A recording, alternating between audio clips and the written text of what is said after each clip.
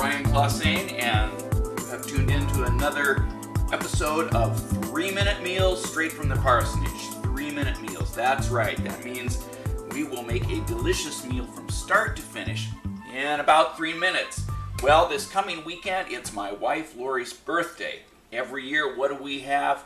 We have pork sausage crepes on my wife's birthday. When we were dating, going to junior college in Oakland, we used to come across the bridge on weekends sometimes and have a romantic meal at a restaurant in Ghirardelli Square called the Magic Pan, and they specialized in crepes. Crepes aren't really a big fad right now, but they had their heyday. Crepes, of course, are those very thin French pancakes. You can use them for main dishes, for desserts, for all kinds of things, however you use them. So I'm going to make crepes today, and we'll do that in a couple of different stages. First thing we're going to do is make our crepe batter. Let's get started because time is a-wasting. What are you going to need? Basic ingredients for the crepe batter: flour, milk, eggs, oil, a little bit of salt. That's all there is to it. Okay, first thing we're going to do, we're going to use our electric mixer today to put this together. 3 eggs. There's all different kinds of crepe batter that you can make. I've got one recipe that is a dessert crepe batter. It has vanilla and more sugar in it. It's sweeter. We've made a chocolate crepe batter on occasion. Let's have those eggs beat up a little bit. That's good with those. 2 cups, 3 eggs, 2 cups of milk. However much milk you put in, you want to put in the same amount of flour. So 2 cups of flour as well. There's one. Here comes another one. 2 cups of flour, 1/4 cup of cooking oil, and about a 1/4 teaspoon of salt, 1/4 to 1/2 teaspoon of salt. And that's all you need for basic. What was I saying? Oh, different kinds of crepe batter. I've also made a crepe batter that has some beer in it instead of some milk, or a little bit of beer together with the milk. You can make it richer by using cream or half and half instead of the milk. Just want to stir that up till it's smooth. Usually use a spatula. There you have it, basic crepe batter. We will just put that in the fridge and let it rest for at least an hour or so. That'll let the bubbles rise, and then it'll be good to go. So we're just going to slide this right into the fridge for an hour. And while that is setting up, if you wanted to, you could get started on the filling for your crepes. And we'll be doing that next. Time now to make our filling for our birthday pork sausage crepes. And of course, that means we need some pork sausage, just some basic ground pork sausage from the grocery store, the meat section. That'll work fine. If you want to spice it up a little bit like I do, you could add a little bit of hot flavored pork sausage in a package like this. Or I'm going to use today some pork chorizo sausage, just a small amount of that, and that is going to spice that pork sausage up a little bit, give it a little bit of a bite as we eat. It's going to be delicious. Okay, so let's get this in the pan. Pork sausage just in our skillet, and then I'm going to add just a few ounces of this chorizo sausage to go with it. I think that'll be about right. And grate that up in the pan. Just mix all together. You want it nice and crumbly. That makes it good. We're going to add our cheeses and our other spices later on. First, we have to get this pork sausage brown, and while it's browning, we'll cut up some onions and add some onions to that as well. this recipe originated, I'm going to use a red onion and a white onion, one of each, just to give a little flavor and color difference. A red onion is going to be sweeter than a white onion, and that's going to be good. This recipe originated, I started to say, I believe, with Julia Child on PBS quite a while ago. A recipe my mother saw and adapted for us in our family.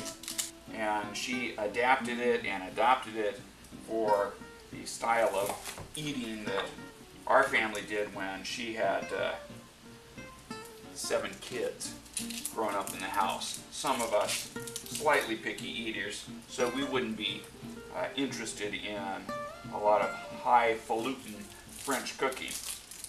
But this was a recipe she thought she could adapt for us. And so what she did was, the original recipe, I believe, was pork sausage and a variety of somewhat exotic cheeses and a lot of mushrooms in it and some onions. And in our family, as kids, we didn't like mushrooms. Some of us still don't. And so she eliminated the mushrooms altogether. And growing up in Northern California, up in the redwoods with the lumberjacks and so forth, and coming as we did from a Iowa farming family on my dad's side, she substituted the exotic French cheeses and instead went with Velveeta. So this is the American version of a Julia Child crepe with pork sausage and cheeses. You could put the mushrooms back in. You could switch from Velveeta to exotic cheeses if you like. But my mother's version of this recipe is really quite good. So I've got 1 red onion and 1 white onion. We're going to add those in there and cook those up with that pork sausage. I've got about a pound of regular pork sausage and maybe 4 ounces, 6 ounces of chorizo, ground chorizo sausage in here to give it a little bit of heat and spice. And that is beginning to look and smell delicious. All right, we have browned up our pork sausage and onions. They are good, and I've drained off the excess grease, so it's totally healthy and delicious. And now it's time to add our cheeses and other spices. So cream cheese, a little bit of cream cheese. This is a Costco size package of cream cheese. We aren't going to use all of that, of course. We'll use about 6 to 8 ounces of cream cheese for the recipe that we have here today. We'll start with that, and we'll see how that tastes and how that feels after we get it in there. I can get the packaging off of this. There we go. Put that in there. And then, of course, the famous Velveeta cheese. How much of that? Again, maybe 6 ounces, 8 ounces, something like that of Velveeta. You can cut it into chunks, and that will speed the melting process. You sort of want to eyeball it. Add a little bit more. See what looks about right. You want to get a delicious, cheesy, creamy consistency going on here. And then we will add some real cheese too. Some nice grated cheddar and jack. Add that in there too. And we'll let that all melt down in there and stir it up, and that'll be our topping. And after that's all mixed in, then we'll taste it and see how it's doing. The only other spice that's called for in this recipe is a little marjoram. I don't know if I'm even saying that right. Marjoram. It's in our cupboard. It's in the original recipe. about a quarter to a half a teaspoon of margarine. Put that in there. Smells pretty good. Okay, goes well with pork sausage. If that doesn't look good to you, I don't know what would.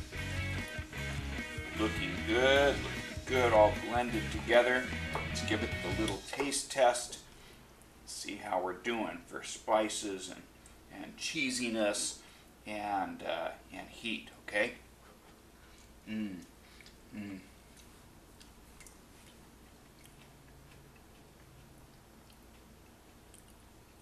Oh, just about perfect. Right amount of cream cheese, Velveeta regular cheese, and just enough, just a touch of kick. We got just a little kick in there from the chorizo.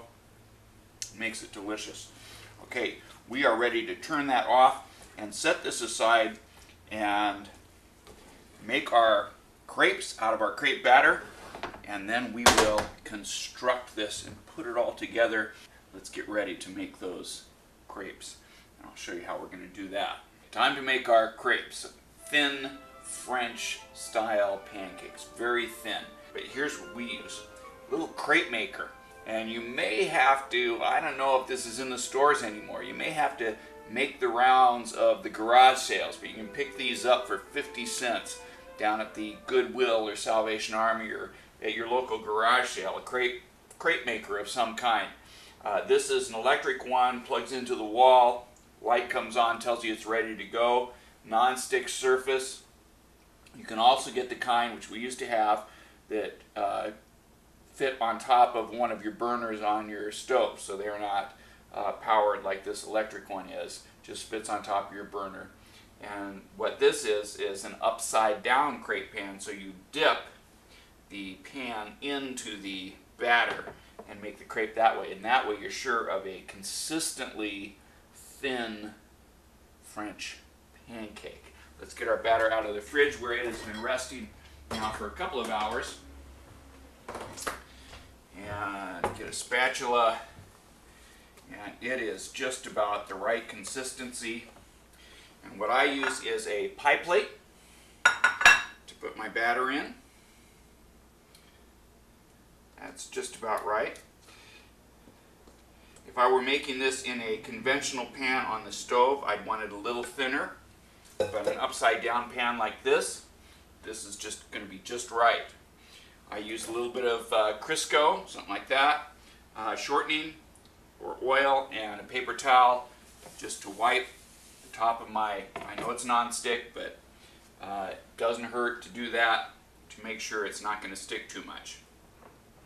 And then you just turn it upside down, dip it in there. The first one is often a throwaway, although that one looks good. Perfect. Okay, and sometimes they get bubbles and a little hole in them, and so I use my spatula and fill that little hole where that bubble came up so that I don't have holes in my pancake, and that's perfectly good.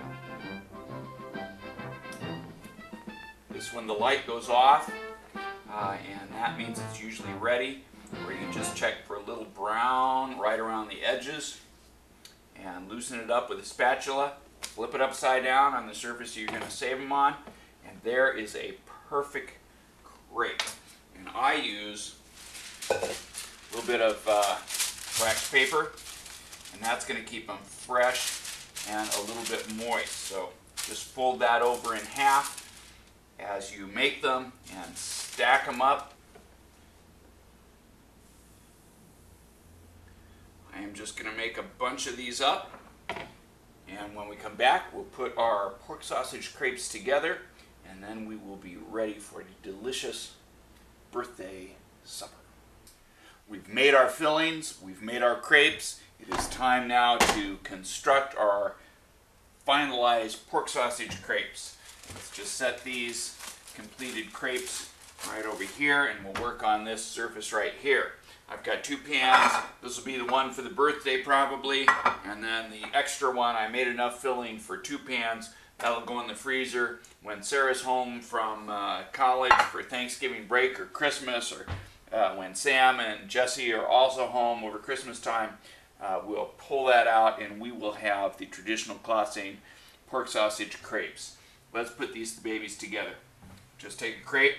You want to put it the cook side face down,